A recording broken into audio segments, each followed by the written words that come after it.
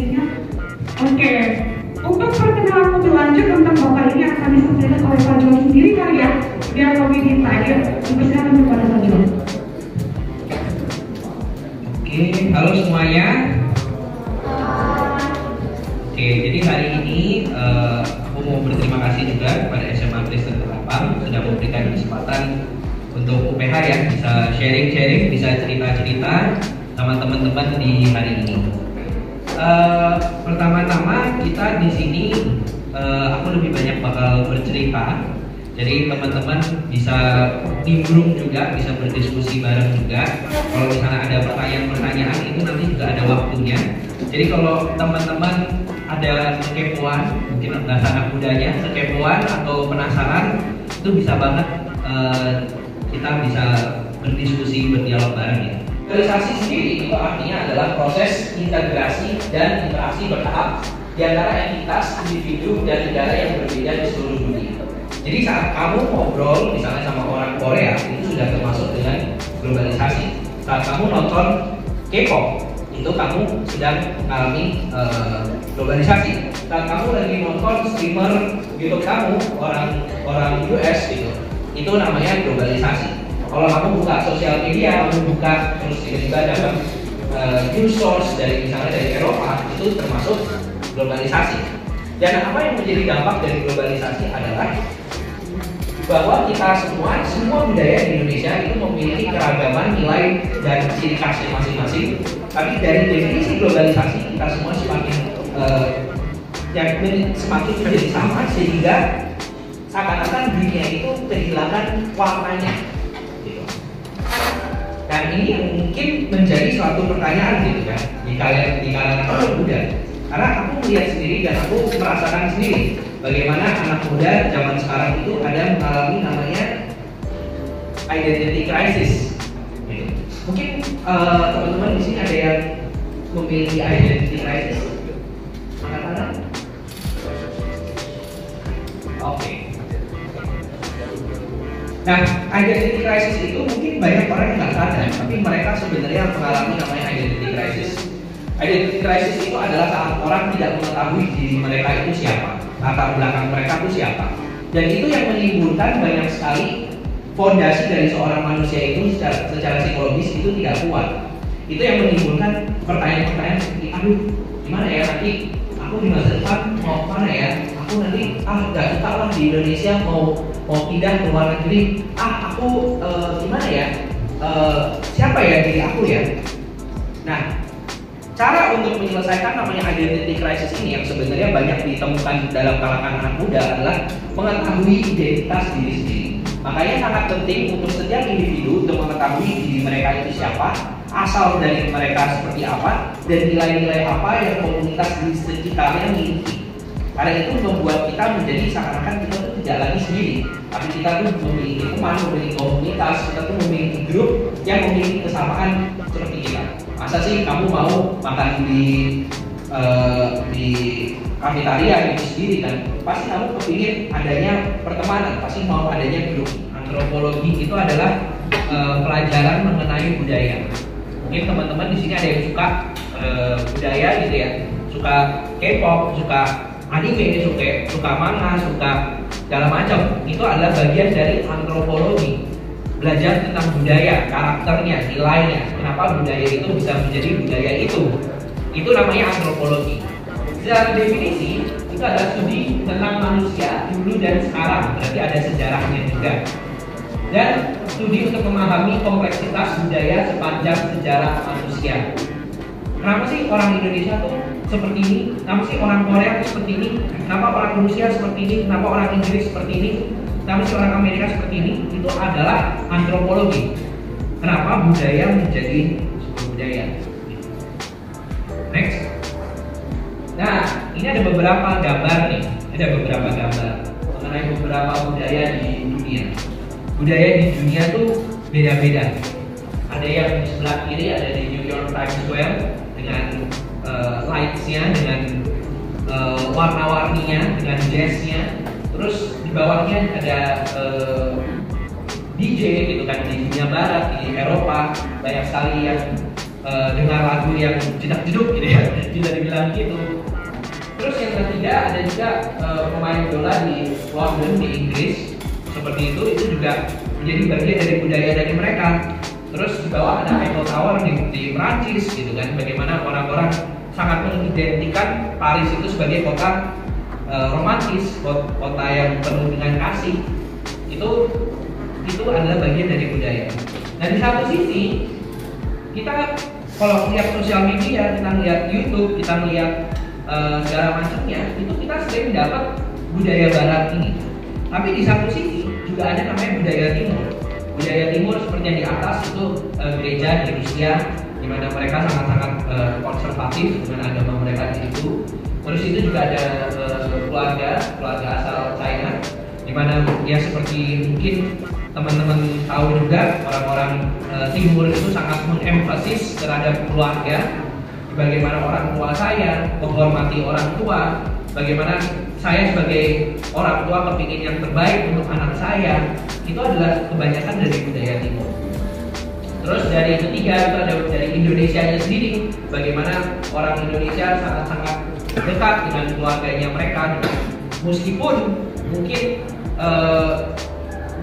teman-teman tidak merasakan, tapi saat teman-teman keluar dari luar negeri, saat teman-teman berinteraksi dengan orang-orang luar negeri, jadi perbedaan ini sangat-sangat terlihat.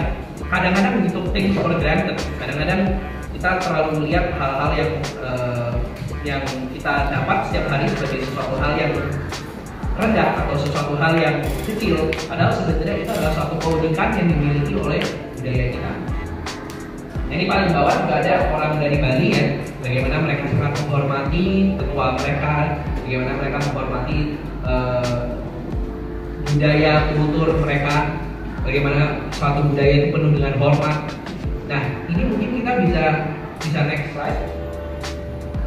Ini perbedaan yang sangat drastis dari budaya barat dan budaya timur. Ini yang aku ngomong ini cuman edukasi ya. Jadi bisa dipilah-pilah sendiri bagaimana budaya barat memfokuskan kepada individual. Jadi aku paling penting, follow your dreams gitu kan. Mimpi aku paling penting, aku mau jadi astronot, aku harus jadi astronot. Kalau di budaya timur itu lebih namanya kolektif. Artinya apa? Oh, temen aku mau jadi pengusaha nih, boleh nih katanya jadi pengusaha juga. Temen aku sekarang dengerin K-pop, boleh nih dengerin K-pop juga.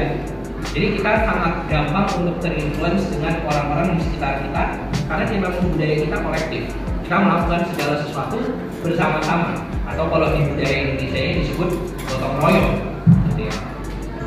Terus orang dari barat itu cenderung materialis. Materialis artinya apa? Cuan gitu, mencari cuan. Bagaimana secepat-cepatnya untuk financial freedom. Mungkin ada beberapa cowok-cowok yang kalau di sosial media sering lihat bagaimana usia 30 tahun harus cepat-cepat pensiun dan harus punya rumah mewah dan segala macam. Itu dari budaya barat. Kalau budaya timur, kita tidak memiliki seperti itu. Budaya timur mengajarkan namanya altruis. Altruis itu artinya apa? Artinya kamu memberi. Mungkin kamu tidak memiliki kekayaan yang banyak, tapi kalau misalnya kamu bisa memberkati orang di pinggir jalan, bisa memberi mereka makan, itu sudah kebahagiaan terbesar dalam hidup. Jadi kita bisa lihat ya, bagaimana dari segi budaya barat dan timur pun sangat-sangat berbeda.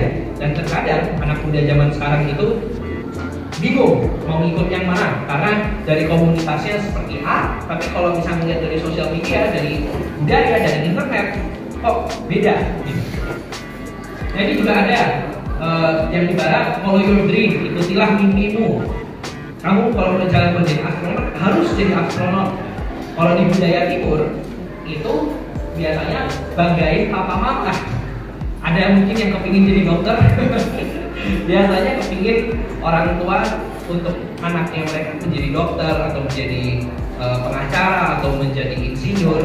Itu adalah budaya dari timur. Nah, sering sekali aku ketemu beberapa teman-teman aku di kuliah, di mana mereka misalnya mereka sebenarnya kepingin menjadi musisi, tapi orang tua mereka memaksa mereka untuk menjadi dokter. Nah, ini adalah bagian dari clash dari personalitas ini, dari budaya ini menjadi clash. Di satu sisi Barat mengajarkan follow your dreams, ikutilah mimpimu. Di satu sisi, Timur bilang menghormatilah orang tuamu. Kalau misalnya orang tuamu kepingin kamu jadi dokter, ya kamu harus ikutin. Nah, apa yang benarnya? Kamu harus bisa memoderasi antara kedua pihak ini. Harus ada moderasi setiap saat. Kamu kalau misalnya mau beneran menjadi musisi, kamu tetap harus bisa nge-convince orang tua kamu dengan baik, dengan budaya Timur, dengan menghormati, seperti itu. Jadi terkadang pun kita juga bingung mau jadi apa, dan kadang-kadang ada baiknya kita mengikuti saranan dari orang tua. Dimanapun juga, kebanyakan dari teman-teman, aku pun termasuk, hidupnya masih sangat-sangat pendek di dunia ini.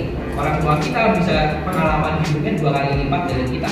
Jadi ada baiknya sebenarnya kita untuk mengetahui juga keinginan mereka apa, kita juga menghormati keinginan mereka apa. Dan kalau misalnya memang kita tidak memiliki pandangan yang baik gitu, atau pandangan yang kokoh harus menjadi sesuatu, ya ada baiknya kita mengikuti arahan dari orang tua juga. Ini sesuai dengan situasi dan kondisi yang ada. Terus juga ada humanis dan religius. Kalau misalnya dari budaya Barat itu cenderung lebih humanis, jadi lebih mempedulikan manusia. Nah, kalau misalnya budaya Timur, kita menaruh sesuatu yang lebih besar daripada diri kita sendiri, itu religius. Kita bisa sih kalau mau menaruh apa ya, keinginan kita terlebih dahulu. Tapi orang Timur cenderung mereka memiliki budaya filosofis sehingga mereka berpikir lebih jauh. Oke, saya sekarang happy gitu ya. Saya sekarang happy, then what? Apa yang terjadi selanjutnya? Oke, aku mendapatkan kekayaan, aku punya rumah, aku punya mobil, terus aku tinggal di rumah sendirian, gak ada keluarga, gak ada pasangan, gak ada apa-apa, gak punya apapun. Nah, kadang-kadang orang Timur itu cenderung lebih long term, pemikirannya lebih long term, mereka lebih berpikir lebih jauh. Oh, kita sebenarnya lebih baik seperti ini. Oh ya, mungkin kita nggak perlu kekayaan. Oh, ternyata kita lebih penting hidup sederhana. Nah, itu lebih di budaya Timur. Terus juga ada budaya pop dan budaya tradisi. Budaya pop itu artinya adalah harus yang trending, harus yang paling baru, harus yang paling viral, harus yang paling cepat, semua orang harus perlu tahu. Kalau budaya tradisi itu lebih ke, kalau misalnya kita sudah melakukan ini selama berpuluh-puluh tahun sebelumnya, kita harus mengikuti budaya yang sama. Jadi itu lebih budaya tradisi. Imlek itu budaya tradisi. Kalau misalnya di luar negeri, Imlek itu sudah hampir mungkin tidak ada. Karena memang kita tidak melihat ada ekuivalen dari Imlek di budaya Barat. Kamu nggak bisa minta angpau ke orang tua kamu kalau misalnya kamu memang berasal dari negara Barat. Itu memang sesuatu hal yang memang ada cuma di budaya Timur. Terus juga kerja dan keluarga. Banyak anak muda zaman sekarang kalau misalnya lihat sosial media juga kepingin cepat-cepat bekerja, cepat-cepat kepingin punya mobil usia 30, harus menjadi direktur dan segala macam. Itu belum tentu budaya Timur, karena budaya Timur lebih mementingkan keluarga. Oke, rumah saya tidak sebesar White House, rumah saya tidak 3 lantai, tapi paling nggak saya memiliki satu rumah yang nyaman, aman, keluarga saya harmonis, penuh dengan kasih di dalam Tuhan. Itu sudah cukup bagi aku. Itu ada beberapa perbedaan juga. Berpikir dan berperasaan. Kalau anak muda bilangnya baper. Baper tuh nggak ada di budaya Barat. Baper tuh cuma ada di budaya Indonesia, atau lebih tepatnya di budaya Timur. Kita sering membuat keputusan berdasarkan perasaan. Kalau misalnya di orang Barat, itu mereka cenderung lebih tinggi. Di psikologi mereka tuh cenderung lebih tinggi. Artinya apa? Mereka cenderung memilih keputusan-keputusan yang secara pemikiran benar, tapi mungkin secara etis salah. Misalnya, kalau orang Indonesia, kamu punya perusahaan misalnya, kamu punya karyawan 5 biji. Kalau di Indonesia, perusahaan kamu lagi nggak bagus nih, lagi rugi misalnya. Di budaya Indonesia, sering kamu tuh, oh nggak enak ya, kayak ini kan juga hidupnya manusia gitu. Itu kalau misalnya di budaya Timur seperti itu. Kalau misalnya di budaya Barat, dah langsung hilang. Jadi memang sering perbedaan-perbedaan budaya ini terjadi di dalam kehidupan kita masing-masing. Apa yang benar, apa yang salah, gitu kan? Itu memang teman-teman harus berani bisa memoderasi, ngambil apa yang baik dan apa yang dan buang yang salah dari kedua budaya ini. Oke, sisanya I guess teman-teman bisa mengetahui lah ya gambaran besarnya seperti apa perbedaan dari budaya timur dan budaya barat. Mungkin next. Nah, bagaimana dengan Indonesia? Indonesia itu adalah budaya timur, tapi kita berbeda sekali dengan misalnya orang-orang dari China atau dari Korea atau dari Jepang yang kalau di antropologi dibilang budaya oriental. Itu sangat-sangat berbeda. Kenapa seperti itu? Karena dari sejarah Indonesia, next. Sebelumnya. Next. Ya. Kenapa seperti itu? Karena Indonesia itu lokasinya di tengah-tengah India dan di China. Mungkin bisa next 2 kali. Next lagi. Next lagi. Ya, ini Indonesia tuh lokasinya di India dan di tengah-tengah China. Jadi Indonesia itu posisinya itu di tengah-tengah dunia saat itu. Jadi budaya dari India, kalau misalnya teman-teman pernah baca gitu atau pernah baca di sejarah kerajaan Majapahit dan lain-lain, itu adalah dampak dari budaya India. Di satu sisi, kamu juga punya budaya dari China, dari Oriental.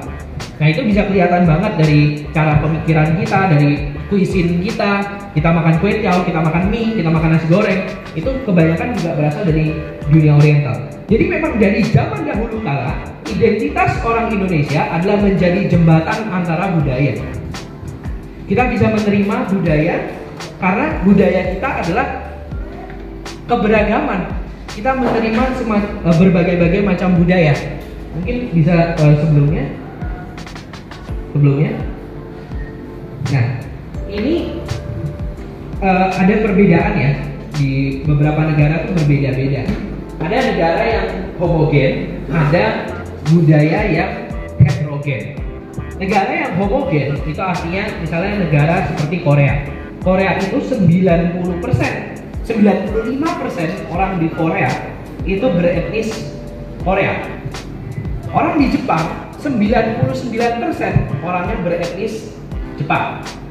Indonesia adalah negara namanya heterogen, di mana heterogen itu artinya kita berbeda-beda. Oh, kita ada dari budaya Batak, kita ada budaya Betawi, kita ada budaya Bali, kita ada budaya Minahasa, Minangkabau. Itu berbeda-beda tapi tetap satu. Nah, dari segi sosiologi susah sekali untuk mengelola negara yang heterogen. Coba aja kamu jadi ketua kelompok, terus kelompok kamu berbeda-beda, backgroundnya berbeda-beda, pemikirannya berbeda-beda. Kamu misalnya kepingin bikin presentasi, satu kepingin warna kuning, satu kepingin warna merah, satu kepingin warna biru, gak bakal pernah selesai. Jadi dari segi sosiologi, negara-negara dengan heterogen itu jauh lebih sulit di manage ketimbang negara-negara homogen. Kita bisa bilang, oh katanya lebih rapih ya di misalnya di Korea atau lebih di Jepang. Tapi di satu sisi mereka bisa lebih rapi karena negara mereka cenderung homogen. Dan ini adalah sesuatu yang menarik mengenai Indonesia, bahwa kita itu memiliki etnis yang banyak banget, tapi tetap bisa bersatu di bawah nama next Pancasila. Pancasila itu artinya kita meskipun berbeda-beda tetap satu, Bhinneka Tunggal Ika. Dan Indonesia itu secara politik suatu mujizat di dunia. Karena meskipun kita memiliki budaya yang begitu beragam, etnis yang berbeda, agama yang berbeda, kita memiliki cara pola pikir yang berbeda, tapi Indonesia itu belum pernah ada namanya perang saudara. Kita belum pernah ada namanya berhubungan Indonesia terbelah menjadi dua kayak Korea Selatan sama Korea Utara. Kita tidak pernah terjadi seperti itu. Ini aku kasih contoh nih.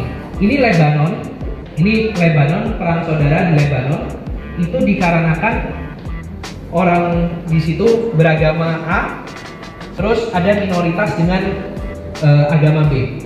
Itu karena perbedaan agama, mereka bisa melakukan namanya perang saudara. Ini Syria. Syria mungkin teman-teman udah tahu, mungkin masih teman-teman SMP sering mendengar berita mengenai Syria. Syria perang saudaranya itu karena perbedaan pendapat, berbeda ideologi, berbeda cara pemikiran. Ada satu yang kepingin negaranya lebih kuat, dipimpin oleh satu individu yang kuat. Ada yang kepingin negaranya di bawah demokrasi, di tangan rakyat. Karena perbedaan pemikiran itu negaranya terpecah menjadi dua. Jadi ada juga The Trouble itu di tahun 1980-an, di mana Inggris dan Irlandia itu berperang di Irlandia Utara. Itu karena perbedaan etnis. Ada orang Inggris negaranya seperti itu, ada juga orang Irlandia dengan budaya yang berbeda. Itu menyebabkan akhirnya masyarakatnya saling berkonflik terhadap satu sama lain. Nah, Indonesia secara garis besar tidak pernah memiliki perang saudara yang besar yang sampai membelah Indonesia menjadi dua. Dan itu adalah sesuatu mujizat dalam dunia kepolitikan. Ini semua bisa terjadi karena namanya Pancasila. Kalau Pancasila tidak ada, Indonesia tidak ada. Kalau Pancasila tidak ada, mungkin kamu tidak ada di kursi pada hari ini. Mungkin kamu bisa berasal, mungkin kamu di negara lain, mungkin kamu menjadi pengungsi perang, mungkin tidak tahu. Tapi yang jelas adalah tanpa Pancasila, Indonesia itu tidak akan ada. Kenapa seperti itu? Next. Ini kita lihat Indonesia sekarang ya. Mari kita rewind 76 tahun yang lalu ke Hindia Belanda. Ke zaman Indonesia masih dijajah oleh Belanda. Dulu tuh Indonesia tidak ada. Semua orang, semua etnis, semua suku itu punya kerajaannya masing-masing. Berapa saya suku A berteman dengan suku B, mereka berbeda sekali. Belanda menggunakan strategi namanya divide et impera, artinya memecah belahkan kita. Jadi saya nggak suka sama orang itu, jadi saya menggunakan temannya untuk menyerang dia sendiri. Bagaimana kita bisa memutarbalikan fakta? Itu divide et impera. Kita semua bukan satu negara karena kita tuduh satu sama lain. Kita diadu dombakan oleh satu sama lain. Nah, next. Nah, tapi yang menarik adalah tahun 1928 itu ada namanya Sumpah Pemuda. Nah, ini aku merasa sangat menarik ya tentang Sumpah Pemuda ya. Karena mungkin teman-teman di sini lihat tanggal 28 Oktober itu hari libur gitu ya. Wah, senang gitu. Tapi sebenarnya ada yang lebih dalam gitu dari Sumpah Pemuda itu. Yang menarik itu ada di Sumpah Pemuda yang kedua. Kami putra dan putri Indonesia mengaku berbangsa yang satu, bangsa Indonesia. Awalnya aku baca ini, aku mikir, oh biasa aja. Tapi saat misalnya tadi teman-teman mulai di dunia kuliah, hal-hal sedetail ini bakal ditanyain. Apa bedanya bangsa dan negara? Mungkin ada yang mau jawab apa bedanya bangsa dan negara?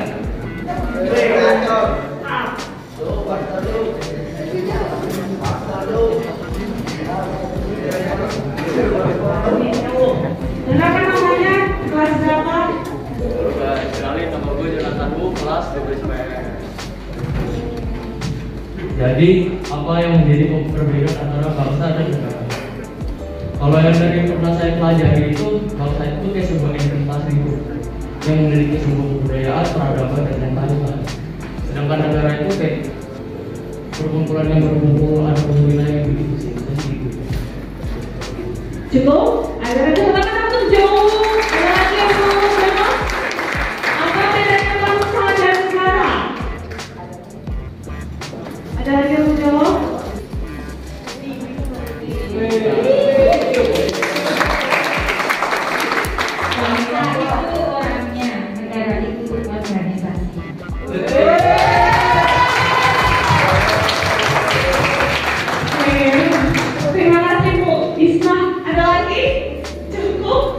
kembali ke bapaknya aja. Itu betul banget. Bangsa itu adalah orangnya, negara itu adalah pemerintahannya. Tadi seperti yang teman-teman tadi ada teman yang bilang, bangsa itu juga memiliki budaya yang identik dengan budaya itu. Apa artinya? Budaya itu lebih fokus terhadap etnis. Makanya kalau misalnya baca di perjanjian lama gitu kan, bangsa Israel, artinya semua orang di bangsa Israel adalah orang dengan etnis Israel. Kalau misalnya bangsa Inggris, berarti semua orang di bangsa Inggris adalah orang beretnis Inggris. Negara itu adalah negara kesatuan. Artinya apa? Artinya bisa banget kamu memiliki dua bangsa dalam satu negara yang sama. Misalnya aku kasih contoh misalnya di Kongo gitu ya, di negara Kongo itu mereka ada dua etnis bangsa yang berbeda. Satu bangsa namanya Hutu dan yang bangsa satunya namanya Tutsi.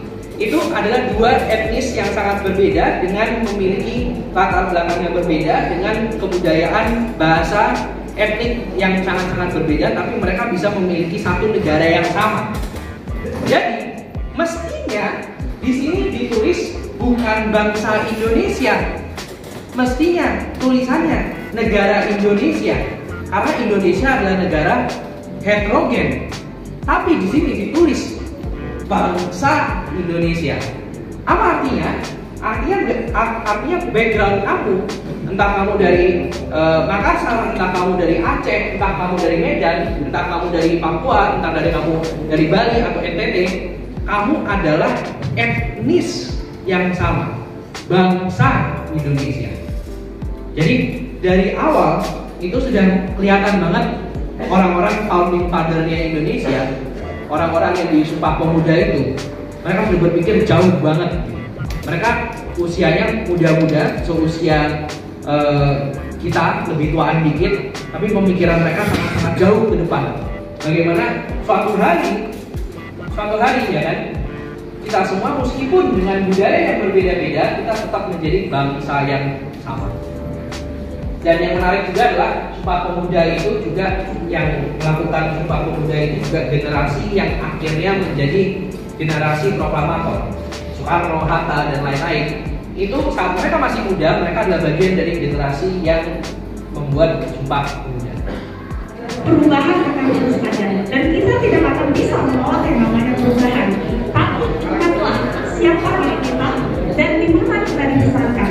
Dengan kita mengingat jati diri kita tahu sejarah kita, maka kita akan mau mempertahankan siapa kita sebenarnya.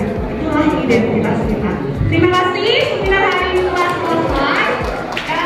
Untuk closing penutupan kata sebentar dari Mbak, ditutup oleh Mbak kalian. Ya, terima kasih untuk Kak Juan dan Kak Fes yang sudah memberikan seminar hari ini. Tadi sudah dikasih closing statement oleh Ibu Mary. Sekali lagi mengingatkan, kalau kita tidak mengenal jati diri kita sebagai bangsa Indonesia, maka kita akan kehilangan arah. Maka mari kita, tadi Kak Juan sudah memaparkan dari awal terbentuknya Indonesia sampai saat ini. Bisa banyak perubahan, tetapi tanamkan di hati kalian bahwa kalianlah pemilik bangsa ini, pemilik negara ini. Seperti tadi pertanyaan Kak Juan, kamu mau pindah kemana? Ya, itu tugas kita sebagai generasi muda. Sekali lagi kami dari SMA Kristen Ketapang 1 mengucapkan terima kasih kepada Kak Juan dan Kak Tres, dan dari UPH saya kembali untuk UPH.